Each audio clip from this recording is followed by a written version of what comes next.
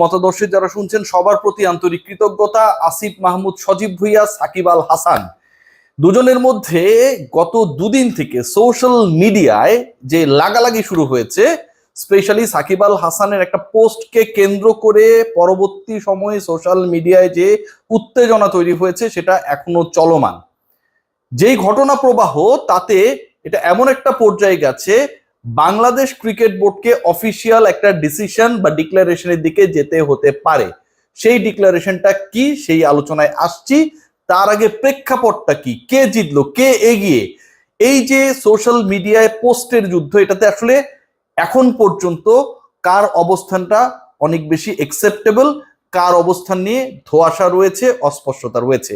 দেখুন, সাকিব আল হাসান আওয়ামী লীগ সরকারের সাবেক প্রধানমন্ত্রী শেখ হাসিনাকে জন্মদিনের শুভেচ্ছা জানিয়ে গতকাল মোটামুটি সন্ধ্যা বিকালের দিকে একটা পোস্ট করেছেন, আমি যতটুকু মনে করতে পারি, এবং সেখানে তিনি লিখেছেন শুভ জন্মদিন আপা বা হ্যাপি বার্থডে আপা, কিছু একটা লিখেছেন।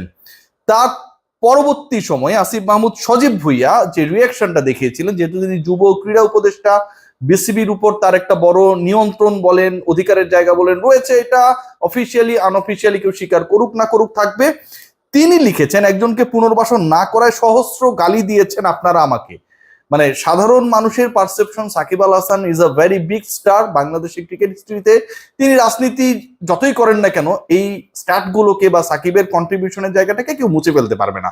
সো ওই জায়গা থেকে সাকিবকে পুনর্বাসন করার একটা চাপ কিন্তু সবসময় আসিফ মাহমুদ বা বাংলাদেশ স্পোর্টস ফেডারেশনের উপরে, ক্রীড়া মন্ত্রণালয়ের উপরে, বিসিবির উপরে ইনফ্যাক্ট ছিল।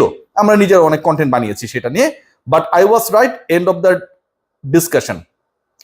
তার মানে তিনি বলছেন যে তাকে পুনর্বাসন করার জন্য যে প্রেসার ক্রিয়েট করা হয়েছিল, গালিগালাজ করা হয়েছিল, এন্ড অফ দ্য ডে তিনি ঠিক ছিলেন, তার মানে তিনি পুনর্বাসন করেন নাই। এটার প্রেক্ষিতে সাকিব আল হাসান, খেয়াল করে দেখুন, তিনি একটাবার ফেসবুকে স্ট্যাটাস দিয়েছেন, এবং সেই স্ট্যাটাসকে কেন্দ্র করে আমি যদি সাকিব আল হাসান স্ট্যাটাসটা যাই, সবচেয়ে বড় ধরনের আলোচনাটা ক্রিয়েট হয়েছে। সাকিব আল হাসান যে স্ট্যাটাসটা দিল, মানে আসিফ মাহমুদ সজীব ভুঁইয়া যখন জানিয়ে দিলেন যে সবাই গালি দিল, আমি শেষ পর্যন্ত তাকে পুনর্বাসনের ক্ষেত্রে কোনো ধরনের প্রোঅ্যাক্টিভ ভূমিকায় ছিলাম না, তিনি বললেন যাক শেষমেশ একজন স্বীকার করে নিলেন যে তার জন্য আমার আর বাংলাদেশের জার্সি গায়ে দেয়া হলো না। কেউ একজন স্বীকার করে নিলেন, মানে আসিফ মাহমুদ যেহেতু বলেছেন যে পুনর্বাসন তিনি করেন নাই এবং তিনি ঠিক ছিলেন, তার মানে আসিফ মাহমুদ স্বীকার করে নিলেন according to the status of Shakib Al Hasan যে তার জন্যই, আসলে আসিফ মাহমুদের জন্যই বাংলাদেশের জার্সি আর সাকিব পড়তে পারলেন না, বাংলাদেশের জন্য খেলতে পারলাম না। সাকিব বলছেন ফিরবো হয়তো কোনো একদিন আপন মাতৃভূমিতে, ভালোবাসি বাংলাদেশ। তিনি আবার এই স্ট্যাটাসটা দিলেন, এবং এই স্ট্যাটাস 23 ঘন্টা আগে তিনি দেওয়ার পরে আবারও যদি আমরা যাই, আসিফ মাহমুদ সজীব ভুঁইয়া তিনি এটার রিয়াকশনে একটা নতুন স্ট্যাটাস দিয়েছেন, এবং সেই স্ট্যাটাসটা নিয়ে আলোচনাটা একটা নতুন মোড় পেয়েছে, যেটা নিয়েই আমি আসলে ডিসকাশনটা করতে চাই।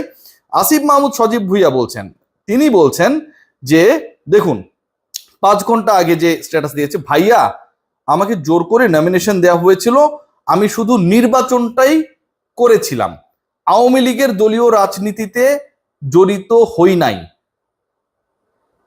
এই যে কথাটা, এই যে বক্তব্যটা, that was a part of a WhatsApp chat, যতটুকু আমি জানতে পেরেছি যে সাকিব আল হাসান আসিফ মাহমুদ সজীব ভুঁইয়ার কাছে এরকম একটা টেক্সট দিয়েছিলেন, এবং সেখানটায় তিনি লিখেছেন ভাইয়া আমাকে জোর করে নমিনেশন দেওয়া হয়েছিল, মানে আওয়ামী লীগ তাকে জোর করে নমিনেশন দিয়েছিল, যে কারণে তিনি ইলেকশন করেছিলেন, এবং আওয়ামী লীগের দলীয় রাজনীতির সাথে তিনি জড়িত হন নাই।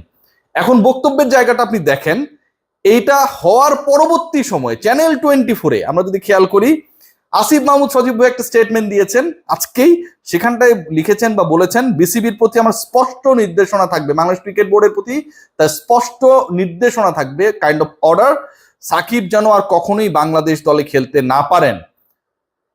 এরপরের বক্তব্য যেটা, ইতোপূর্বে এটা আমি বোর্ডকে এভাবে না বললেও এখন বোর্ডের প্রতি আমার স্পষ্ট নির্দেশনা, মানে এর আগে তিনি ক্রিকেট বোর্ডকে ইনফ্লুয়েন্স না করলে এখন সরাসরি তিনি নির্দেশনা দিচ্ছেন সাকিব আল হাসান কখনোই বাংলাদেশ টিমে আর খেলতে পারবেন না। আলোচনাটা কোথায়? আলোচনাটা যে জায়গাটা আমার কাছে মনে হয় যে এখানটায় আসিফ মাহমুদ সজীব ভুঁইয়া যে বক্তব্য বা যে রিয়াকশনটা দেখিয়েছেন, সাকিব আল হাসান সাবেক আওয়ামী লীগ সরকারের প্রধানমন্ত্রীকে বার্থডে উইশ করার পরে এখন প্রশ্নের জায়গা যেটা, মানে একটু আমি এই ব্যাপারটা নিয়ে আমি আসলে খুব কনফিউজড, এবং আসিফ মাহমুদ সজীব ভুঁইয়ার সাথে আমার ডেফিনেটলি দেখা হবে, আমি এই প্রশ্নটা করব যেহেতু আমার জার্নালিস্টিক পয়েন্ট অফ ভিউ থেকে এটা জানার এবং জানানোর একটা সুযোগ রয়েছে যে যেই মানুষটা সাবেক প্রধানমন্ত্রীকে উইশ করছেন, রাইট, সেই মানুষটাই আবার বর্তমান ক্রীড়া উপদেষ্টাকে টেক্সট করছেন যে আমি রাজনীতিতে জড়িত ছিলাম না, জোর করে আমাকে ইলেকশন করিয়েছে। সো এটা কিন্তু ডাবল স্ট্যান্ডার্ড, এটা টোটালি ডাবল স্ট্যান্ডার্ড। এবং এই ডাবল স্ট্যান্ডার্ডে যে ঘটনাটা ঘটছে খেয়াল করে দেখবেন, সেটা কিন্তু সাকিব আল হাসানের দুইটা বক্তব্যের প্রেক্ষাপটে। একটা হচ্ছে তিনি উইশ করছেন, আবার এক জায়গায় তিনি উইশ করা সাকিব আল হাসান, রাজনীতিবিদ সাকিব আল হাসানই তো উইশ করছেন, ক্রিকেটার সাকিব আল হাসান তো উইশ করছেন না, তিনি আবার আসিফ মাহমুদ সজীব ভুঁইয়াকে 5 আগস্টের পরে জানাচ্ছেন যে তিনি রাজনীতি করেছিলেন প্রেসারে পড়ে। তো আপনি যার প্রেসারে পড়ে পলিটিক্স করবেন, নিশ্চয়ই তাকে তার জন্মদিনে আপনি উইশ করবেন না। আর যদি আপনি কাউকে উইশ করেন, নিশ্চয়ই তার প্রেসারে পড়ে রাজনীতি করবেন না। এই যে ঘটনাটা ঘটেছে, এটার প্রেক্ষাপটটা এমন একটা পর্যায়ে চলে গেছে যে Shakib Al Hasan kind of challenge দিয়েছেন যে আসিফ মাহমুদ সজীব ভুঁইয়ার কারণেই তিনি আসলে জাতীয় দলে বাংলাদেশের জার্সি গায়ে দিয়ে, লাল সবুজের জার্সি গায়ে দিয়ে খেলতে পারেন নাই। এবং স্পষ্ট যে অন্তত কেউ ক্লিয়ার করলো তার বক্তব্যে। আসিফ মাহমুদ সজীব ভুঁইয়া এর থেকে স্পষ্ট করছেন আজকে যে আগে ক্রিকেট বোর্ডকে এই ধরনের নির্দেশনা না দিলেও এখন তার নির্দেশনা স্পষ্ট যে সাকিব আল হাসান যেন আর বাংলাদেশের হয়ে কখনোই খেলতে না পারেন।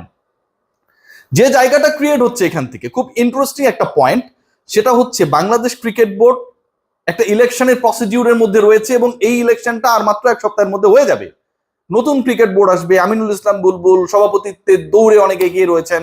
সেই ক্রিকেট বোর্ডকে ক্রীড়া উপদেষ্টা যখন এরকম একটা নির্দেশনা দেন, তার মানে বাংলাদেশ ক্রিকেট বোর্ডের পক্ষ থেকে একটা অফিসিয়াল স্টেটমেন্ট এন্ড অ্যাকশন নিতেই হবে। বাংলাদেশ ক্রিকেট বোর্ড এরকম অ্যাকশন নেবেন কিনা, কারণ বাংলাদেশ ক্রিকেট বোর্ডের কেউই কখনো সাকিবের ব্যাপারে তাদের স্ট্যান্সটা প্রপারলি ক্লিয়ার করেন নাই। সেটা ফারুক আহমেদ হতে পারে, সেটা আমিনুল ইসলাম বুলবুল হতে পারে।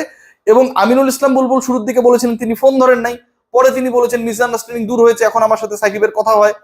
সো যেই ক্রিকেটারকে নিয়ে সরকারের এরকম অনমনীয় অবস্থান, তার সাথে বোর্ড প্রেসিডেন্ট কথা বলেন, নাম্বারটা সেভ করা না ছিল না দেখে তিনি ধরেন নাই, পরবর্তীতে তিনি নাম্বার কালেক্ট করে যোগাযোগ করেছেন, কথা বলেছেন। এটা কিন্তু আমার কাছে মনে হয় কিছুটা ক্ল্যাশি। মানে আপনি কোন জায়গায় রয়েছেন, আমিনুল ইসলাম বুলবুলের বোর্ডকে কিন্তু এটা প্রকাশ করতে হবে, প্রচার করতে হবে এবং স্টান্স নিতে হবে। ইদার সাকিবের বিরুদ্ধে তাদেরকে স্টান্স নিতে হবে, অর আগে যেভাবে ছিলেন সেই অবস্থায় থাকতে হবে। বাট সেটা থাকার সুযোগটা আমি খুব বেশি দেখছি না। এখন একটা এমন সিচুয়েশন ক্রিয়েট হয়েছে আমার কাছে মনে হয় যে ইটস লাইক যে আওয়ামী লীগ ভার্সেস এনসিপি বা নিউ বাংলাদেশ না, সাকিব ভার্সেস সরকার একটা পর্যায়ে চলে গেছে।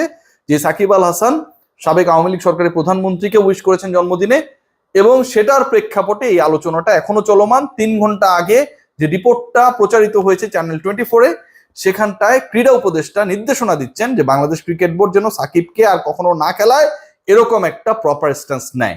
শেষ পর্যন্ত দেখার আসলে কোন দিকে কি যাচ্ছে। বাট ওভারঅল আমার কাছে মনে হয় ইলেকশনের আগে নতুন একটা আলোচনা, এশিয়া কাপের আগে নতুন একটা আলোচনা, সাকিব আল হাসান মানেই সবসময় নতুন আলোচনা। সবাই ভালো থাকবেন।